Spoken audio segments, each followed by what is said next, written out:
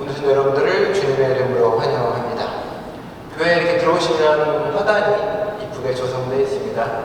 그리고 일주일 동안 이제 새로운 꽃들이 좀 피었습니다.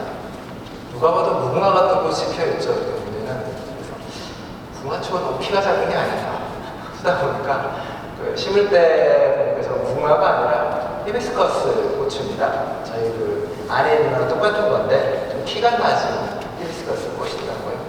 꽃이랑 식물을 보면 정말 신기합니다. 특별하게 주는 거 없고 흙과 물과 해만 있으면 그 꽃을 찬란하게 자신의 생명을 피워내는 게 신기합니다. 그래서 하나님은 우리에게 들의 맥가파를 보라고 이야기한 것 같아요. 물만 있어도 해만 빛나도 자기가 거할 용맹한 땅만 있으면 자신의 생명을 그렇게 뿜어내니까요. 희한하게도 또 물을 주는 양에 따라서 참 달라지기도 합니다. 물을 주고 많아질수록 더 파릇하게 자신의 생명을 드러내는 것처럼 보여주고요. 오늘 우리는 그 샘물에 대한 이야기, 악스의 샘물에 대한 이야기를 함께 나누고자 합니다. 오늘 우리는 사사기의 그 긴 두루마리의 첫 번째를 함께 펼칩니다. 그동안 저희가 구약과 창세기도 해왔고 그 다음 출애굽기도 했습니다. 중간중간에 구약을 한 다음에는 신약 예수님의 기적 이야기를 했고요. 그 다음에는 출애굽기를 했고 그 다음에 예수님의 비유 이야기를 함께 나눴습니다. 그리고 이제 우리는 사사기의 큰 이야기를 펼치려고 합니다.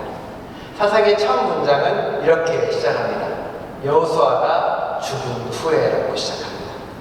성경에서 어떤 사람의 죽음으로 시작한다는 것은 사실 예사로운 이야기가 아닙니다. 출애굽에 모세가 죽고 그 뒤를 여호수아가 이었습니다. 여호수아가 죽은 뒤에 그 뒤에 일 그 누군가가 더 이상 존재하지 않게 되었습니다. 어떻게 보면 위기의 순간이잖아요. 누군가 나를 이끌 지도자가 없고 우리를 이렇게 통치해주고 다스려주고 할 무언가가 없다는 것은 사람들에게는 두려움이기도 하고 공포이기도 합니다. 좀더 우리는 그 속에서 위기를 느끼기도 하죠. 그런데 성경은 조금 다른 이야기를 해줍니다. 바로 그것은 위기가 아니라 새로운 공동체와 그리고 새로운 정체성의 시작이라고 이야기합니다. 지난주에 우종화 교수님이 오셔가지고 하신 이야기 중에 모세가 산으로 올라가자 이스라엘 백성이 고민하기 시작하죠.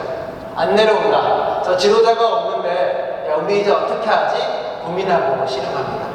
눈에 보이는 지도자가 사라져버리냐 그들은 어디로 가야 될지 모르는 겁니다.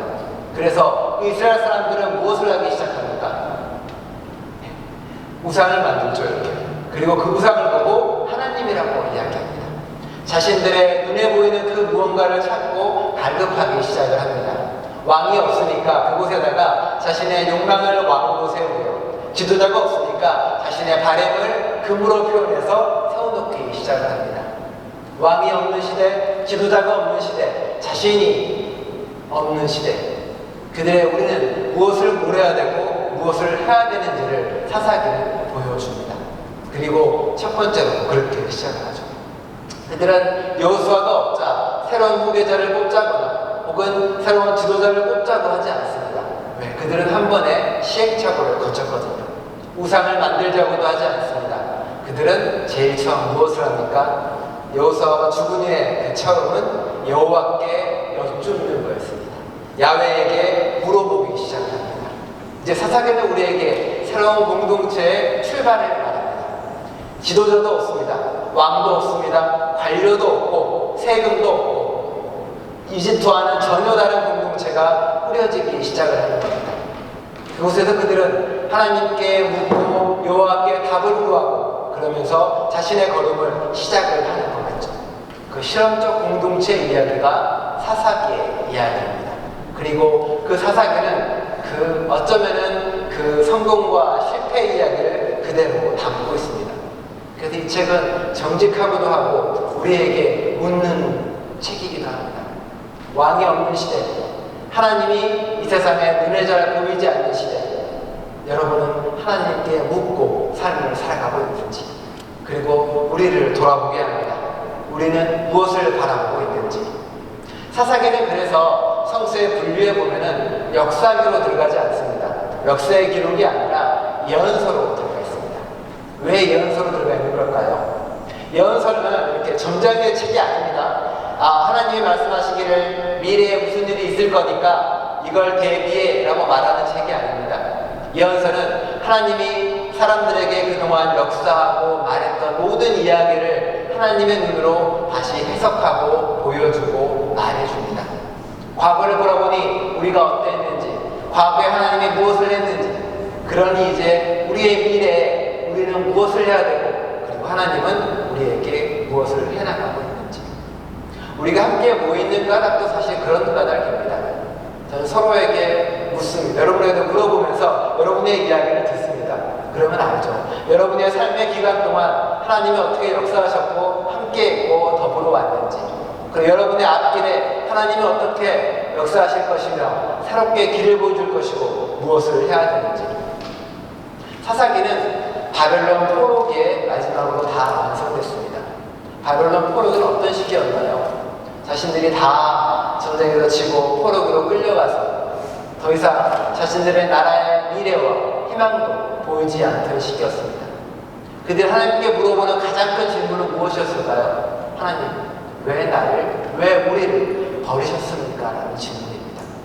우리를 왜 이렇게 나라를 망하게 하고 이곳에서 우리를 저버리고 하나님은 왜 우리를 이곳에 낯선 땅에 버려두시고 우리에게 무엇을 하라고 이야기하십니까?라고 묻는 질문입니다. 사사기를 쓰고 읽고 만들어가고 고백하면서 그 바벨론 포로기의 사람들은 무엇을 깨달았을까요? 사사기를 쭉 보면 그걸 깨닫게 됩니다. 하나님이 우리를 버린 게 아니다. 하나님이 인간을 버린 게 아니다. 우리가 하나님을 저버렸구나라고 대답하게 됩니다. 오늘날도 똑같잖아요. 오늘날도 하나님, 전쟁이 그치지 않는데, 가난한 자가 저렇게 많은데, 굶주리고 병든 사람이 저렇게 많은데, 부자들은 수없이 많은 걸 누리며 살아가는데, 가난한 사람들은, 난민들은, 질병이 있는 사람들은, 가난한 사람들은 왜 이렇게 살아갑니까? 하나님, 우리를 세상에 버리셨습니까? 하나님 우리에게 대답합니다. 나는 너를 버리지 않고 계속 부르고 함께 하자고 이야기하는데 사람들이, 인간들이 나를, 하나님을 저버렸구나라고 대답합니다. 그런데 옛날에는 힘들어서 저버렸는데 요새는 부유해서 배불러서 살만해서 버리거나 저버리는 게 너무나 많았던 겁니다. 사사기는 그 이야기를 전해줍니다. 왕이 없는 시대, 지도자가 없는 시대, 인간 스스로가 왕이 되면서 하나님을 저버린 이야기, 인간의 욕심이 왕이 되어서 하나님을 밀어버린 이야기, 인간의 바램과 꿈이 하나님보다 먼저여서 수많은 사람들이 죽어간 이야기. 사사기는 승리의 기록이 아니라 끊임없는 실패의 기록을 통해서 우리에게 말하고 손을 내미는 우리의 예언서이고 우리의 예언자의 목소리이기도 합니다. 사사기의 큰 흐름에서 사람들이 오해하는 가장 큰 그림이 하나가 있는데 그 이야기입니다. 오늘 본문에 보시면 알겠지만 이스라엘 사람들이 들어와서 가나안 모든 사람들을 다 죽여버리는 이야기처럼 보여지기도 합니다. 우리는 그렇게 알고 있죠. 여호수아가 여리고성을 들어가서 다 죽였다. 그리고 다 죽이지 못해가지고 아직 사람들이 남아있어서 이스라엘 사람들이 타락하고 무너졌다라고 생각하기도 합니다. 네. 오늘의 고고학적 이야기나 그리고 증명들은 그 이야기를 보지 않습니다. 가나안을 발굴하거나 광야를 발굴하더라도 그 시대에 수많은 사람들이 불타거나 죽은 흔적은 발견되지 않습니다. 오히려 뭐가 발견되냐면 그 이스라엘 사람들이 거주했던 땅에 오히려 가나안 사람들과 비슷한 문화가 만들어지고 다양한 그 독이나 토기들이 발굴되기도 합니다. 이스라엘 사람들은 우리는 성경에는 출애굽에서 그 수만 명이 탈출한 이야기로 성경에 기록되어 있습니다. 사실 그 얘기는 수세대에 걸친 이야기들이 합쳐져서 이렇게 극적으로 표현을 한 거고요. 많은 사람들은 이렇게 이야기합니다. 아마 그 탈출은 한꺼번에 이루어진 것이 아니라 오랜 시간 조금씩 이루어졌을 거라고. 우리는 광야에 사는 사람들을 기억합니다. 그 사람들은 아마도 이집 땅에서 독립운동이나 해방운동하다가 쫓겨난 사람도 있었을 것이고 이집트의 노예 생활을 견디지 못하고 도망쳐온 사람도 있을 것입니다. 그들의 마음속에는 평등을 말하고 자유를 말했던 야훼 신앙, 하나님의 신앙이 커져가겠죠. 그들은 광야에서 공동체를 이루며 살아갑니다. 하지만 그것은 단순히 이스라엘 사람만 있는 게 아니었습니다. 거기에는 가나안에도 도망쳐온 사람도 있었습니다. 가나안도 살기 힘든 땅이고 어려운 땅이었거든요.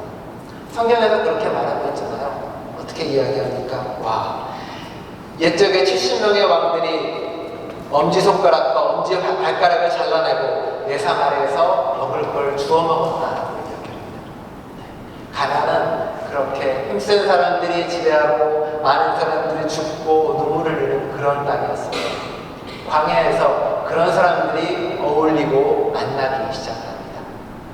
이집트 땅에서 고난받고 아픔받았던 이스라엘 사람들이 온갖 잡족과 함께 다 나왔습니다.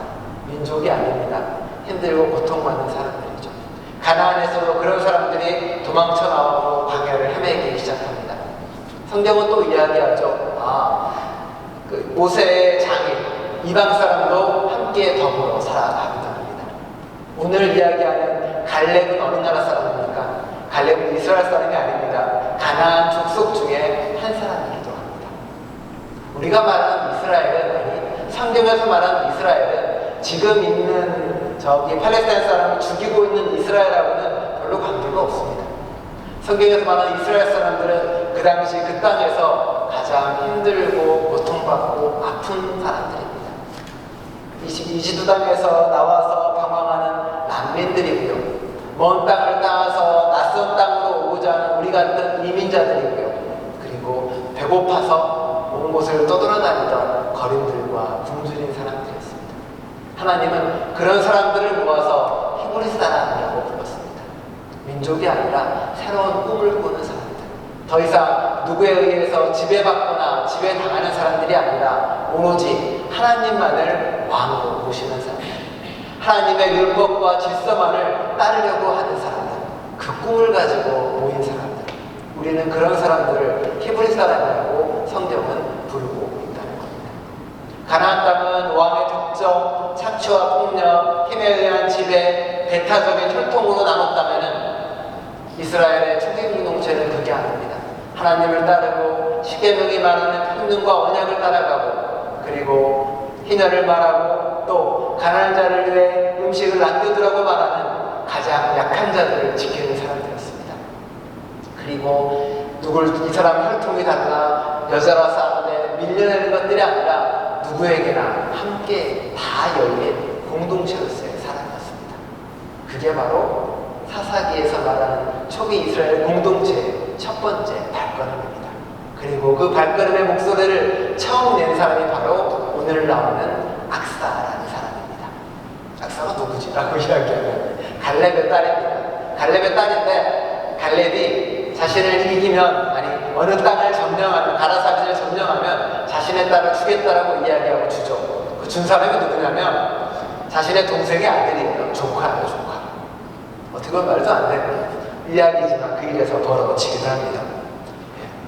성경은 찬양합니다. 성경의 그 첫 문을 여는 사람들이 되게 놀라운 사람들인데 창세기에는 하나님께서 혼돈 속에서 생명을 불어넣고 만들어내십니다. 그렇죠? 그걸 통해서 새로운 생명을 만들어냅니다. 여성이 아이를 잉태하듯 생명을 잉태하듯 만들어내는 거죠. 출애굽에서 그 출애굽의 첫 장을 연 사람은 누굽니까? 모세가 아닙니다. 그렇죠? 히브리 사파들이죠. 히브리 사파들과 그리고 모세의 어머니 미리암이 그 모세를 지켜내기 위해 이집트 공주까지 그 수많은 여성들이 생명을 잉태하는 첫 발걸음을 띄고 생명을 구해서 출애굽이 그 시작을 엽니다. 그 다음에 레위기 민수기는 그 율법서니까 그 다음에 여호수아는 어떻게 시작을 할까요? 여호수아 어떻게 시작하지? 여호수아에 누가 등장하냐면 라합이 등장을 합니다. 기생 라합이라고 알려지는 사람. 그가 여리고에서 정탐꾼을 숨겨주고 문을 열어줌을 통해서 이스라엘 사람들이 그곳에 들어가게 되죠. 그리고 오늘 사사기의 그 첫 단추를 끼우는 사람은 전쟁에서 이기는 그 사람들이 아니라 마른 땅을 향해 걸어갔던 바로 악사라는 그 여성이 그 첫 문을 열게 됩니다. 희한한 일이에요. 여성차별이 심하고 가부장이 넘치는 세계 속에서 성경은 그 첫 시작을 항상 가장 소외받고 밀려난 한 여성의 이야기를 통해서 전해주고 말하고 있습니다. 그게 바로 오늘의 이야기의 악사 이야기이기도 합니다. 악사가 이제 갈렙에 의해서 운니엘과 결혼을 하게 됩니다. 결혼을 하고 저 척박한 남쪽 네겝 땅으로 가라고 이야기를 하죠. 그러니까 악사가 어떻게 하냐면은 나드에서 내려서 자신의 갈렙에게 다가가서 물을 달라고 요청을 합니다. 별거 아닌 것처럼 보이잖아요. 그런데 히브리상서 원문에는 악사가 나귀에서 내려서 갈렙에게 물을 구하매 라고 써 있습니다. 그런데 요걸 중간에 이제 헬라어로 번역을 하잖아요. 헬라어로 70인역에 번역을 하고 라틴어로 번역을 할 때 바꿔버립니다. 악사가 구한 게 아니라 운니엘이, 남편이죠. 운니엘이 악사를 부추켜서 갈렙에게 물을 구하게 했다라고 바꿔버립니다. 왜 바꿨을까요? 여자가 목소리를 높이고 하는 게 마음에 안 든 거예요.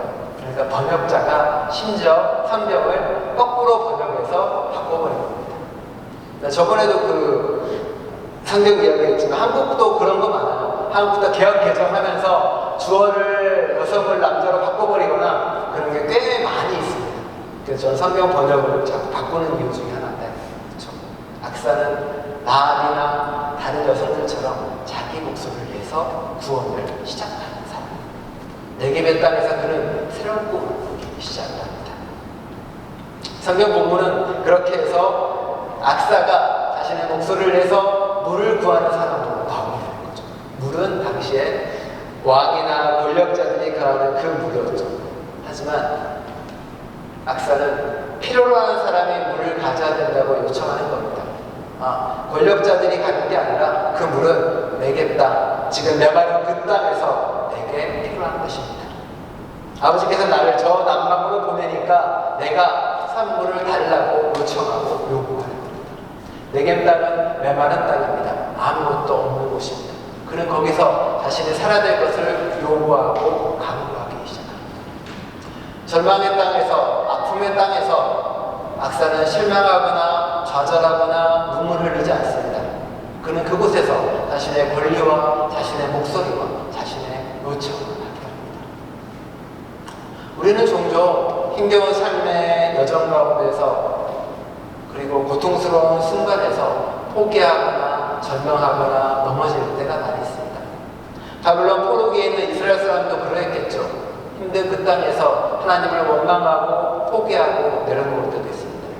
이민 사회의 힘든 삶을 살아가면서 우리는 원망하거나 혹은 자책하거나 눈물 흘릴 때도 많이 있습니다. 나이가 점점 들어가고 몸이 쇠약해지고 약해지니 절망하고 눈물 흘릴 때도 있고 병들 때도 넘어질 때도 있습니다. 바꿔버린 환경 때문에 교회가 점점 침체되는 것 같고 점점 닫는 교회들이 늘어나고 점점 작은 교회들은 없어지고 이민자들은 없어지고 척박한 땅에서 힘겨워하거나 희망은 없다라고 생각합니다. 전쟁이 성해지고 가난한 자가 더 아파하고 빈부격차는 심해지고 점점 하나님을 잃어가는 세상에서 우리는 많은 걸 포기하고 싶을 때도 많이 있습니다. 하지만 악사는 메마른 그 땅이 그리고 눈물 흘리는 그 땅이 축복의 땅이 아니라는 걸 알고 있지만 거기서 포기하지 않습니다. 그 고통의 자리를, 사막의 자리를, 메마른 그 땅을 강구의 자리로 바꿉니다. 그 장소는, 그곳은 하나님과 나를 잇는 강구의 자리이며 요청하는 자리이며 원하는 자리이며 하나님을 붙잡는 자리라고 깨닫습니다. 이제 그는 그곳에서 하나님을 붙잡기 시작합니다. 체념이 아니라 하나님을 더 붙잡고 더 이야기하고 더 요청하고 바라는 사람으로 바뀌게 되는 거죠. 그리고 그곳에서 자신의 길을 갖게 됩니다. 악사의 자리는 어떻게 보면 되게 슬픈 자리이기도 하잖아요. 전리품처럼 누군가에게 팔려나가고 저 남방 메마른 땅으로 쫓겨나고 그리고 그곳에서 값싼 긍정으로 어떻게든 잘 될 거야 라고 덮어버리지 않고 끊임없이 포기하지 않고 강구하고 요청하고 붙잡고 조롱을 통해서 그는 훨씬 더 많은 샘물을 받고 얻게 됩니다. 그리고 악사는 그곳에서 이스라엘의 새로운 역사를 펼치는 사람으로 나아가게 되는 거죠. 우리도 그렇죠. 우리도 늘 마른 땅에 머물 때가 참 많이 있습니다. 그리고 눈물을 흘리며 있을 때도 많이 있고 하나님은 우리를 그곳으로 보내는 이유는 우리가 우리를 자꾸 마른 땅으로 보내는 이유는 우리를 시험하려고, 고통당하게 하려고, 눈물을 흘리게 하려고 보내는 것이 아닙니다. 우리가 간구하는 존재로서, 하나님을 붙잡는 존재로서, 희망을 포기하지 않는 사람으로 그곳에 있게 하라고 이야기하는 겁니다. 세상에 많은 사람도 여전히 그런 악사처럼 물을 구하는 사람들이 있고 하나님의 목소리를 구하는 사람들이 수없이 많이 있습니다. 진짜 물을 구하는 사람도 있고요. 원주민들은 여전히, 캐나다 원주민들은 오염된 물, 그리고 여러 가지로 파괴된 자연 환경 속에서 물을 구하고 찾는 수많은 사람들이 있습니다. 요즘 세상에서 AI가 발전하면서 데이터 센터를 짓겠다고 계속 무언가를 지어나갑니다. 하지만 데이터 센터 하나 지으면 주변에 수없이 많은 식수원들과 생수원들은 무너져가고 쓰러져가고 없어집니다. 진짜 물이 필요한 세대가 있는 사건들이 그곳에서 구하는 악사 같은 사람도 있는 거죠. 또한 우리 주변에도 있잖아요. 우리 주변에도 물을 찾는 사람들이 있습니다. 메마른 땅에서 물을 찾고 메마른 땅에서 예수님을 찾는 사람들. 오늘 부른 사람처럼 하나님은 우리를 불러서 끊임없이 물을 구하고 받게 합니다. 이스라엘 사람들은 이제 그 메마른 땅에서 전혀 살아가는 거죠. 그들은 이제 하나님께 끊임없이 묻는 자로, 하나님께 구하는 자로, 또 하나님과 더불어 나누는 자로 살아가기 시작합니다. 사사기의 첫 공동체는 그렇게 발걸음을 뛰게 됩니다. 여러분은 어떠십니까? 여러분은 사실 이민 오면서 마른 땅에서 살아가신 분들이고요. 하나님은 붙잡고 물을 얻고 물로, 그 물로 생명을 이어오신 분입니다. 이제 우리는 윗셈, 아랫셈을 가지고 메마른 땅으로 가서 누군가에게 물을 나눠줘야 되는 사람들입니다. 그게 우리 공동체입니다. 교회는 이스라엘 사람들이 생각하는 것처럼 혈통으로 이어지는 것도 아니고요. 그리고 우리가 생각하는 것처럼 하나님을 아는 사람들이 모이는 공동체도 아닙니다. 교회는 물을 구하는 사람들에게 물을 주는 공동체이고, 그리고 하나님께 물을 받는 공동체입니다. 우리가 물도 나누지 않고 물도 주지 않으면 우리는 교회라고 말할 수 없는 거겠죠.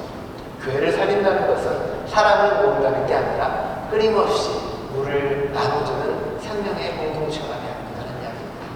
우리가 사사기를 읽어가며 조금씩 하나님의 없는 시대, 그리고 지도자가 없는 시대, 스스로 왕이 되는 사람들이 어떻게 무너져갔고 또 하나님을 따르려고 어떻게 애썼는지 하나하나 알아나가고 배워나가면서 우리 공동체가 무엇을 해야 되는지, 저 악사의 목소리처럼 물을 달라고 요구하고 물을 나누는 사람이 될 수 있기를 간절히 축원드립니다. 기도하겠습니다.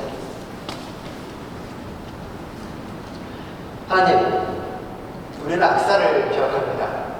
어쩌면 악사가 나귀에서 내리지 않고 갈렙에게 다가가 자신의 목소리를 높이지 않았다면 그 민족은 저 메마른 땅에서 굶어가고 죽어가고 쓰러질 것입니다. 악사의 요청과 악사의 간구와 악사의 붙잡을 덕분에 그 메마른 땅은 다시 이스라엘 사람들이 살아갈 수 있는 놀라운 땅이 되었습니다. 주님, 저희 또한 그러하기를 원합니다. 내가 서 있는 땅이 메마른 땅이라며 원망하거나 눈물을 흘리지 않고, 내가 서 있는 땅이 메마른 땅임을 온전히 받아들이고 그곳에서 하나님께 물을 강구하며 살아가는 희망으로 살아가는 죄 될 수 있도록 함께하여 주옵소서.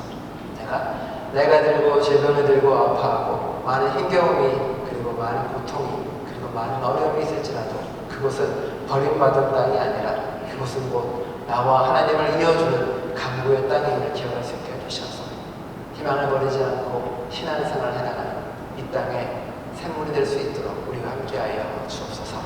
예수 그리스도의 이름으로 기도합니다.